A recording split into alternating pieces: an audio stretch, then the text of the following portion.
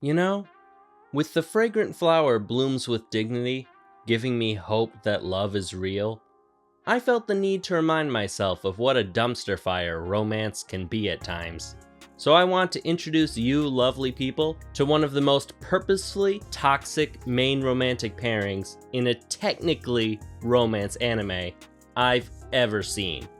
These people are insane, and I love it.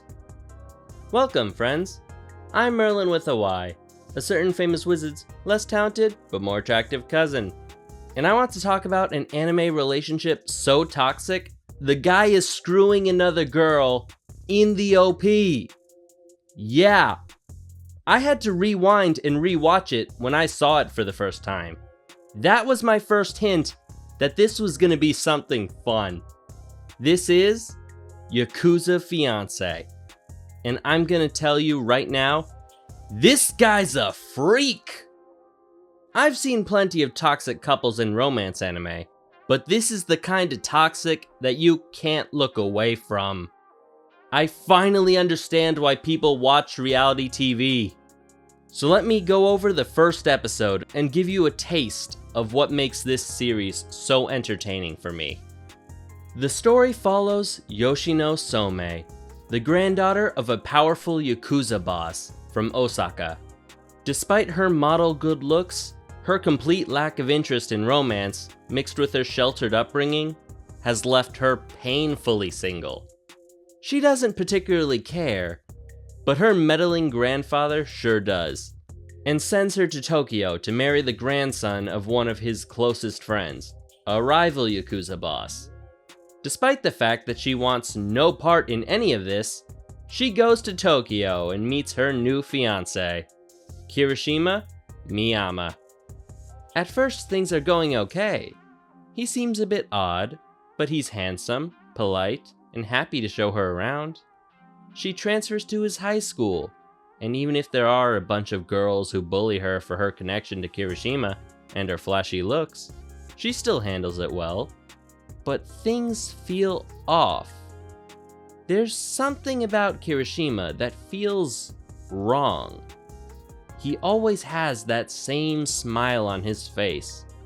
She can't tell what he's thinking, and every now and then, he lets the mask slip a little bit.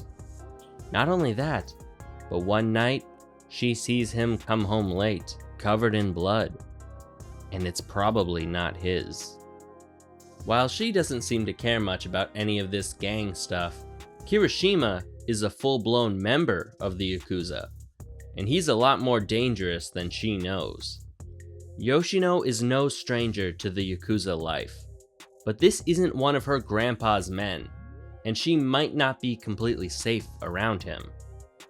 All of this comes to a head when one night, a group of guys try to force her into an alley, and Kirishima's reaction to it possibly worried her more than the guys did, because with that same smile on his face, he beats them again and again, to the point that his fists and hoodie are stained in blood. And before they finally lose consciousness, he threatens not just them, but their families and those they care about. These pieces of shit deserved it, but seeing him so casually beat them to the point of potentially being crippled, with that same smile on his face, with zero change in expression or mood, that is terrifying. And when he tries to check up on her, with that same fake smile looking at her, and the same hand that was just beating a man half to death coming up to touch her face, she slaps it away, and in doing so, his mask finally comes off. And what's underneath that mask? Disappointment. Disappointment at how normal Yoshino is. He expected a spoiled, selfish woman that is loathed by other women. A woman that could push him around, ignore any of his basic human rights, and mess him up completely.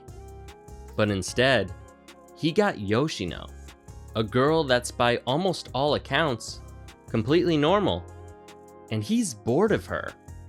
Calling her completely worthless, he asks if she could at least make him some money.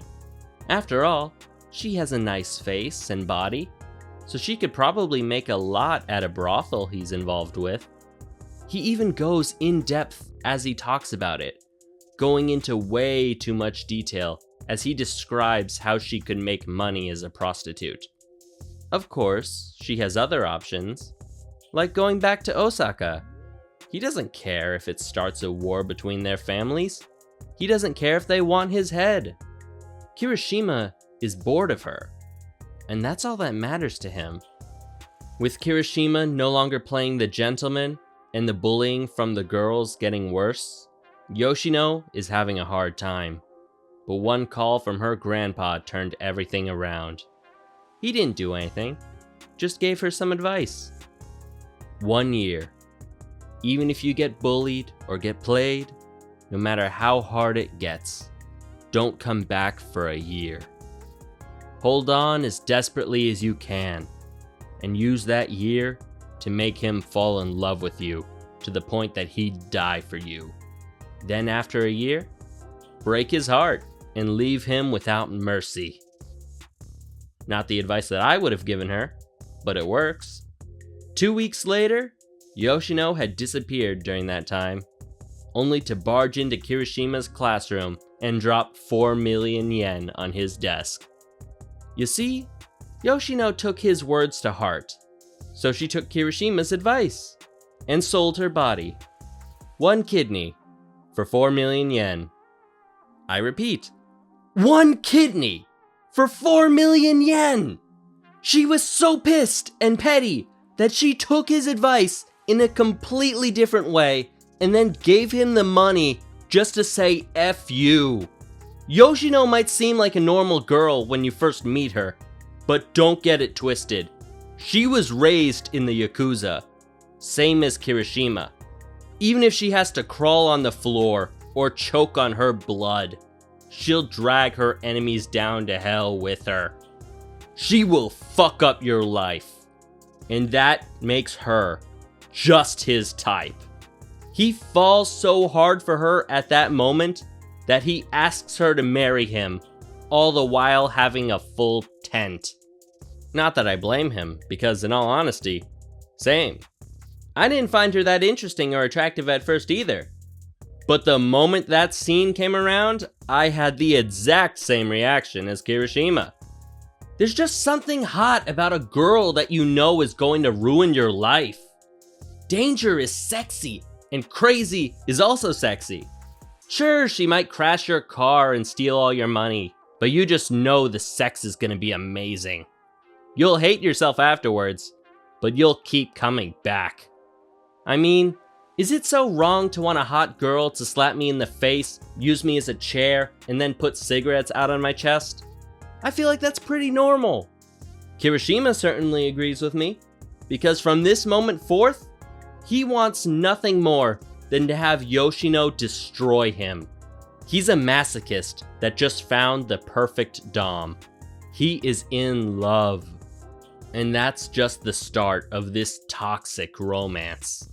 There is so much more to say about what makes these two simultaneously perfect for each other and atrocious together. Kirishima will sleep with other girls and then stop halfway through so he can gush about Yoshino to the girl he's sleeping with. He'll also place trackers in her phone, stalk her, braid her hair while she sleeps, and bring his masochism to a level even I won't go. That's right. He's a power cuck! He outright says that Yoshino can cheat on him as long as she does it in front of him. He's even done it before. But if she does do it with someone else, he'll kill the guy afterwards. But the most chilling thing he's done is him offering to be normal, to pretend to be a normal person, even though he has no idea how to. And you know how Yoshino reacts to that? She says, instead of pretending to be a halfway decent human being, go wild and be the craziest man in the world. That'd be 1,000 times better. Because 1, a fake act would never win her heart. And 2, she knows the one thing that most girls take years to learn. You can't fix him. And for someone like Kirishima, I don't think you could make him worse. He really doesn't have much further to fall. But if anyone could make him worse, it's Yoshino. She'll either make him worse or learn to control him, but I believe that they will ruin each other. These two are beyond toxic, and it's so fun to watch. Seeing the depths of Kirishima's depravity and Yoshino's no longer hidden badassness is so different from what I'm used to seeing in anime romances. These two are gasoline and matches, and I can't wait to see the explosion. Besides that, there's plenty more under the surface, with Yakuza politics, fun characters with hidden sides, decent action, and don't even get me started on the fashion. Yoshino is a queen, and she dresses like one. From a smart business casual sleeveless blouse and skirt to a classy black knee-length dress with embroidered sheer sleeves and hem, she rocks these outfits, and there's plenty more that belong in a magazine. Oh my god, look at him run! Oh, it should be illegal to be that fine. Oh yeah, work them legs. And her elegant and classy double split leg dress with the gathered sleeves from the ED. She looks like she deserves the world, and I want to give it to her. And with that backless dress, oh my god! Marry me, please! But anyway, this series is a breath of fresh air compared to the majority of romance anime, and I love everything. From the characters, the fashion, to the drama. I really think this series is a gem, and if anything I said interests you, I recommend you try it out. But let me know what you think. Thank you so much for watching till the end. Please like, comment your thoughts, and subscribe. I tried something a bit different with this video, and I want to know if you like this style. Please let me know what you think in the comments. And if you want to see a bit more of me, maybe try clicking on one of my other videos. You might find something you'll like. I'm Merlyn with a Y, and thank you for listening to this old man ramble.